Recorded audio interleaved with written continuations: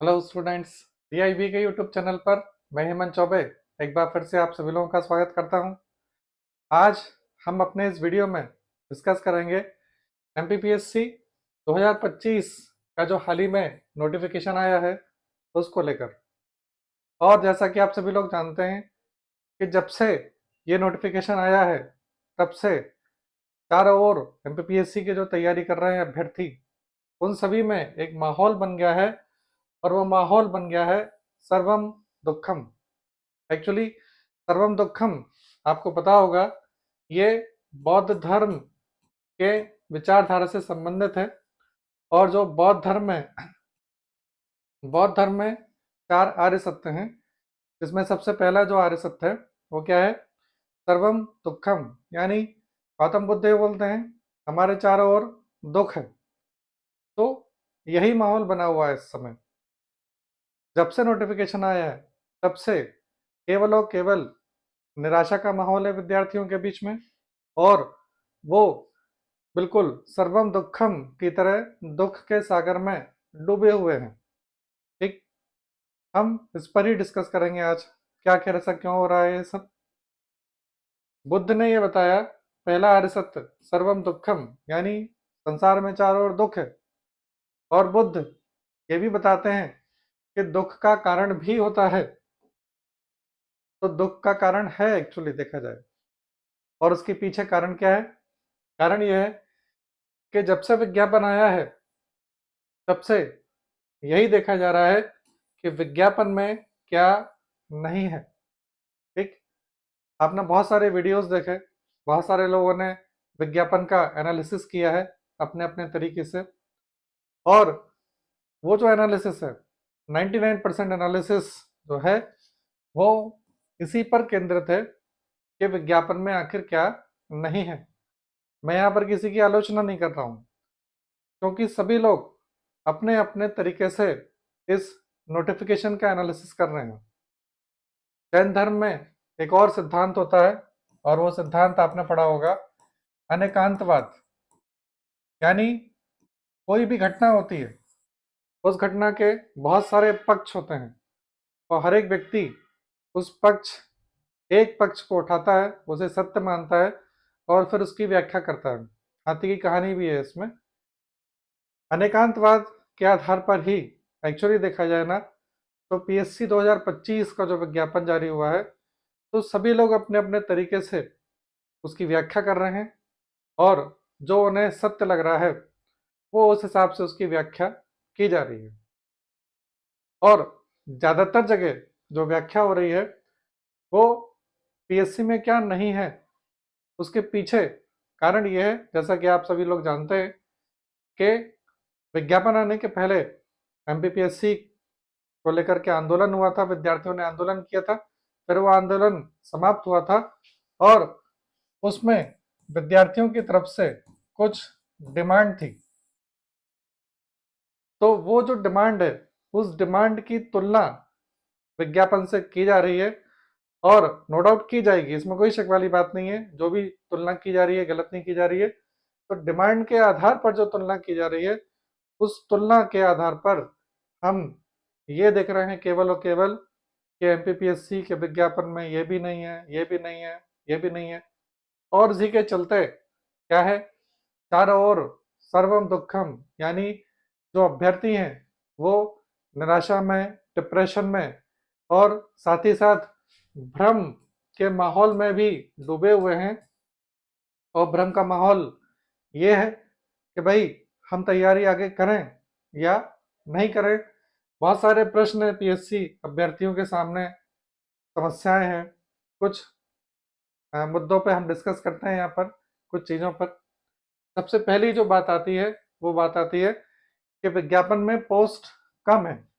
ठीक है, कम पोस्ट है क्योंकि समस्या क्या है कि जो डिमांड थी, उस डिमांड में ये था कि 600 प्लस पोस्ट आ सकती है। ठीक है, 600 प्लस पोस्ट की डिमांड थी। क्योंकि हम तुलना यदि 600 प्लस पोस्ट से कर रहे हैं तो 158 उसकी तुलना में कम है। तो इसलिए नो डाउट सभी लोग बोल रहे हैं कि 158 पोस्ट कम है।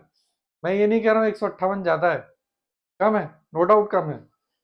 लेकिन पिछले वर्ष 110 पोस्ट थी।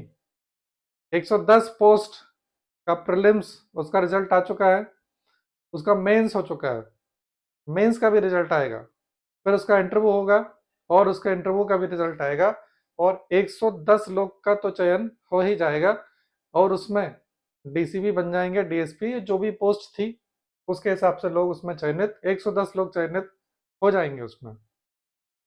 एमपीपीएससी ने 2025 का नोटिफिकेशन के साथ साथ कई और सारे नोटिफिकेशन भी निकाले हैं, आप उस पर ध्यान देंगे तो उनमें केवल एक एक पोस्ट है, केवल एक एक पोस्ट।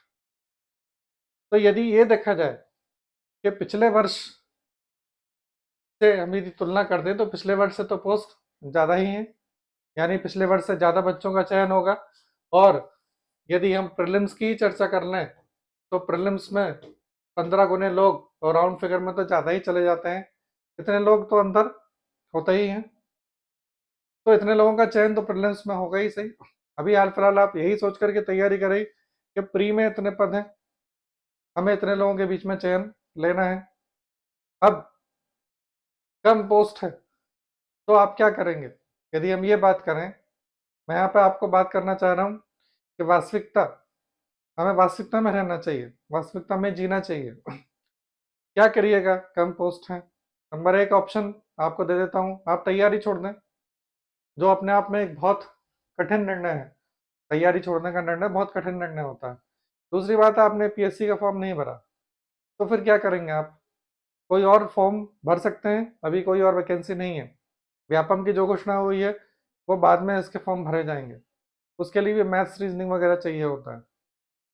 तो या तो आप पोस्ट की मतलब एमपीपीएससी की तैयारी करना छोड़ दें, दूसरा ऑप्शन आप फॉर्म भर दें और आलोचना करते हुए अधूरे मन से तैयारी करें, ये तो और भी खराब स्थिति, उससे अच्छा तो फॉर्म ही नहीं भरे। तीसरा क्या है? जो वास्तविकता है और जो सभी लोग कर रहे हैं, करना भी चाहिए, और वास्तविकता तो यही है कि आपको फॉर्म भरना चाहिए और साथ ही साथ जो आपका एग्ज़ाम डेट है 16 फरवरी, उसको ध्यान में रखते हुए आपको तैयारी करना जरूरी है और आपको दिन रात तैयारी करना है। ठीक, तो आप कम पोस्ट का जो एक मैटर है वो छोड़ दीजिए। अभी अभी आप तो बस इतना ध्यान रखिए कि प्रीलिम्स आप ये अपना जहां आप पढ़ते हैं जो रूम है उसमें 158 इंटू 15 का जो डेटा है और जो भी आएगा उसको राउंड फिगर करके चिपका लीजिए कि प्रीलिम्स में इतने लोगों में मुझे चयन लेना है, इससे अलावा आप कुछ और अभी मत करिए। तो जो पोस्ट है, पोस्ट का जो एक टेंशन है वो आप यदि इस पर टिके रहे तो कम नहीं होगा, लेकिन अभी हाल फिलहाल प्री है तो अभी आप प्री पर ही कंसंट्रेट करिए। तो प्री के लिए आप ये वाला जो डेटा है ये अपने रूम पे चिपका लीजिए। इसलिए प्री की जो पोस्ट हैं की तरफ ध्यान ना दें और अपनी पढ़ाई आप प्रारंभ कर दें। दूसरी बात, हम बहुत सारे लोग पीएससी के विज्ञापन में पीएससी ने जो नए नियम जारी कर दिए हैं हम उस पर ध्यान दे रहे हैं, जैसे 87-13 का नियम है, या उन्होंने बोल दिया है कि जो प्रीलिम्स का जो कट ऑफ है वो तो हम अभी नहीं बताएंगे, हम वो फाइनल रिजल्ट के बाद बताएंगे। बता नहीं दीजिए फाइनल रिजल्ट के बाद। एमपीपीएससी एक संवैधानिक आयोग है, वो कोई भी फेरबदल कर सकता है।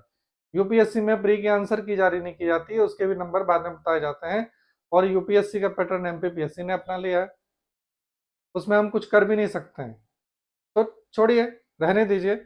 आपको तो अपने चयन से मतलब है, आपको जो मैंने अभी आपको बताया कि 158 इंटू 15, ठीक है, इसमें यदि आपका वैसे भी हमें अपना कट ऑफ स्वयं पता ही चले जाता है जब आंसर किया जाती है।